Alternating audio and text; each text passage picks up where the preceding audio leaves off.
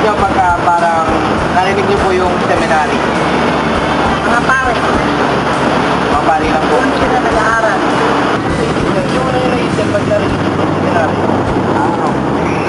Pag ano, pag para panupo.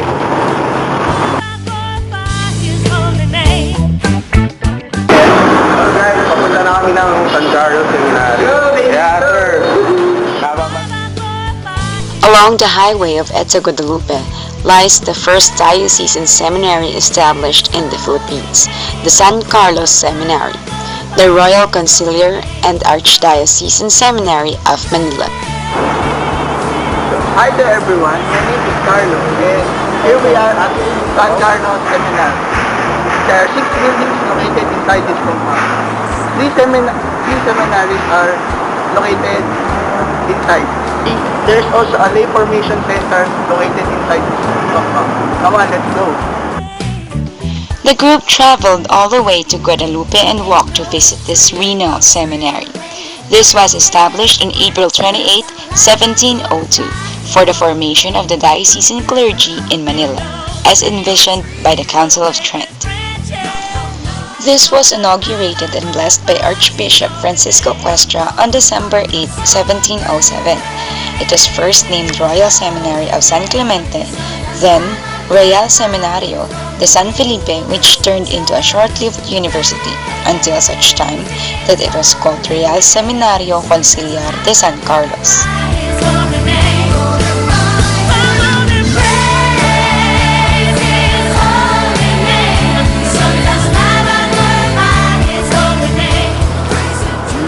Morning. Dito na pala kayo. Nandito na po kami ngayon sa San Carlos Seminary. Nakita po natin ang Philo Building. Dito po ang kanilang chapel. Kung saan may office din po sa loob. Kung saan namin nakausap si Ma'am.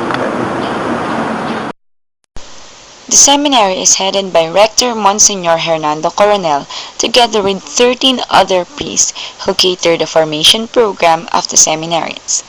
It caters priestly formation program to prospective priests primarily for the Archdiocese of Manila, human formation, spiritual formation, community life formation, intellectual formation, and pastoral formation, preparing them to enter into communion with the charity of Christ the Good Shepherd. This has 3 stages: pre-college or junior rate, philosophy, and theology. So we're now in San Carlos Seminary Auditorium where Pope John Paul prayed before he talked to the bishops of Asia during the plenary assembly of FABT on January 15, 1995.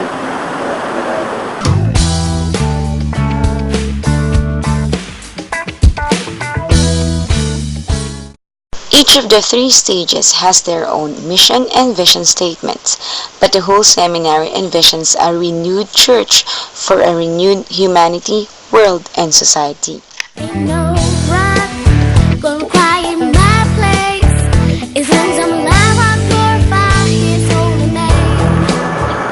Hello, Pips! By the way, ako nga pala si Thomas, no?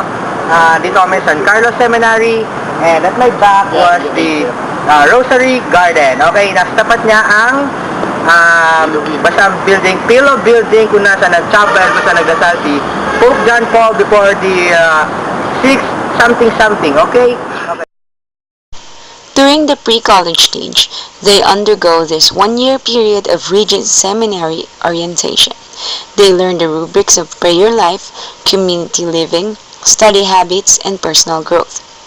And for the next stage, which is philosophy, during the 4 years of this stage, the seminarian is equipped with academic knowledge of critical thinking and understanding of matters of faith and morality, a profound sense of spirituality and community living, and grounding in pastoral activities. Lastly, the theology stage. Seminarian is formed to be a pastoral theologian in fulfillment of the demands of the Church for his future ministry.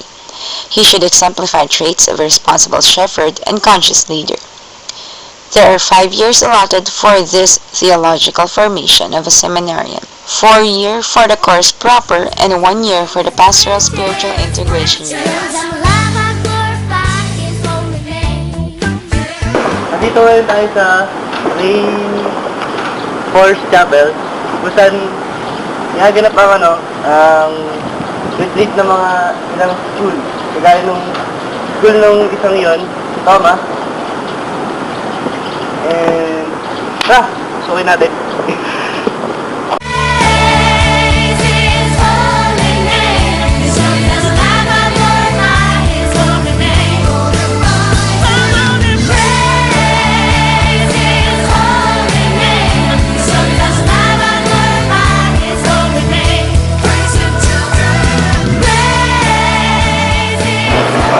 Ang project niya yan noong 1986, 25 years ago. Natapos EDSA Revolution nila, pinayin. Sabay niya yung Holy Apostles Senior Seminary, yung nasa Dito. At itinayo itong lay force para sa mga laiko. Katulad ninyo, hindi pare, hindi madre. Itong lay force ay formation arm ng Archdiocese of Manila. Yung mga nag-recoleksyon, kayo, pag gusto ninyo, dito kayo mag-recoleksyon, na magandang din dito. Mura ang pagkain, kaya nga apostolic ng, kasi na ang letra niya nasa loob ng Archdiocese of Manila, diba? So you are entitled to use this place. Mura lang, at ang venue niya, maganda rin na kayo. And then, ginawa din ito para makita ng mga tao na ito ay isang lugar na kung saan ay lugar ng pananamit. So, ang vision ni Cardinal Pio ay magkaroon ng lugar ang mga life. Kasi kung mapapansin nyo, ang lay force nakatayo sa gitna ng tatlong seminaryo. Ano yung seminaryo nyo? Ako si Kuya Noel, para may seminaryo. Ang seminaryo ng San Carlos Seminary, yung hindi nga ng Pagkarapan.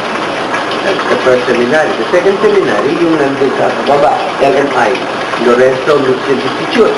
Yun ang seminary ng mga mukhang Inche, parang Inche. Diba? Pilipino Inche, totoong Inche. Ang kanilang, sila ay missionary, in nature. Sila yung mga, pag naging pare na sila nag-ahandad ng mga Chinese community, Catholic natin. Tulad ng halimbawa, Damar Village. You know Damar Village? Hindi alam yung Damar Village. Yung community doon sa Caloocan. Puro secure. May simbahan doon. Yun ay Katolikong Inche. So, the other one, yung mga school community na Catholic, tulad ng yung St. Peter and John, yung Santa Ana, Pandakan, yung mayayaman na insik doon, yung Pinikidla, Mansun, yung lugar niya, sila din ang nag-ahandle. And then sa Troso, sa Binondo, sila din ang LMI din ang and then yung pangatlong seminaryo, yung Holy Apostles Senior Seminary.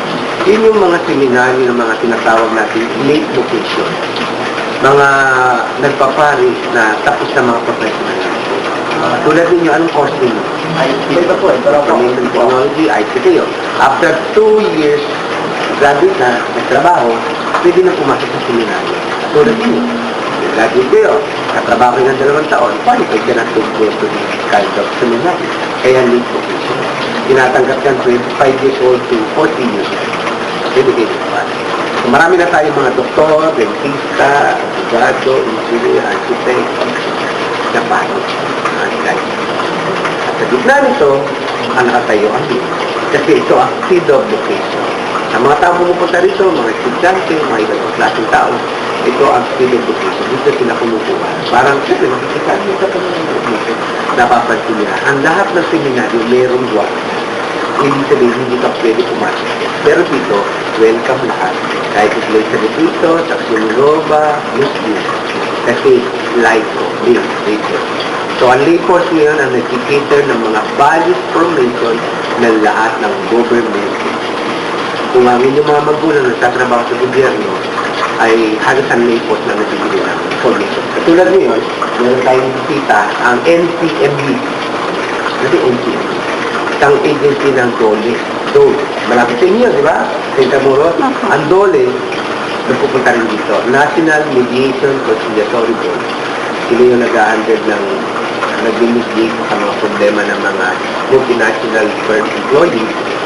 Sila nag-a-handle. Tulad ng Philippine Airlines, yung latest development. So, yun ang So ito ang report. Commission Arnold guys. Bibigyan ng brief, election, seminars, and values for the Ay, may marami na po bang nabago dito dito sa Okay. Mula nung ito ay binuo 25 years ago. Ito ang kanyang kultura, yung tinatawag na aura nito. Ang nag-architect ito, nagbuo nito ay RBN teachers. Ano yung RBN teachers? Mga RBN teachers, sila yung professor sila. Alam niyo yung tagat, ano yung mga recruiter sa Tagaytay? Baka napuntahan nyo na ano pa? Di ba may tagaste? Alam niyo yung tagaste? Yung saan kongregasyon o kaya kanosyan. Ito yung, ano ba pangalan ng military campus sila? Basta RBM sisters sila. Okay? Ngayon, after 25 years, ito na yung bago. Yung bago na yan. Yung buong chapel, after 25 years, nagkaroon na ng airport. Yung develop na yun, di ba? Centralized airport. Yung chapel na yun.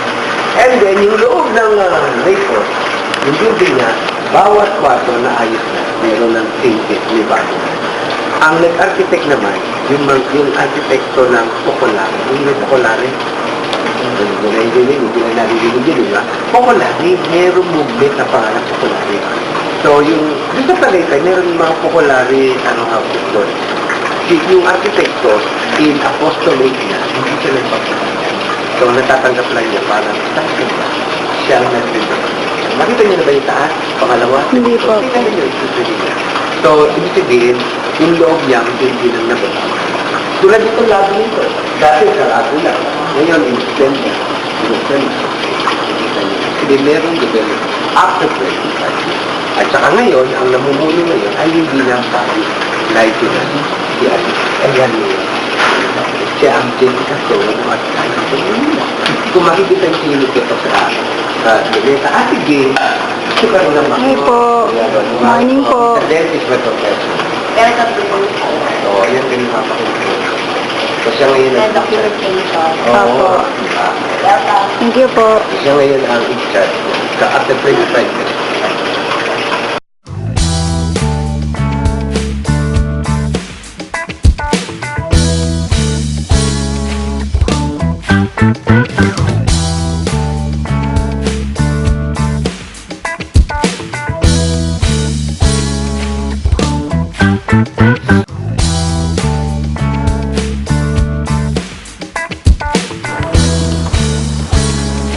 Yan, nandito tayo ngayon sa Bahay Pare. This is the place where yung mga priests na nagsistay, pero hindi na.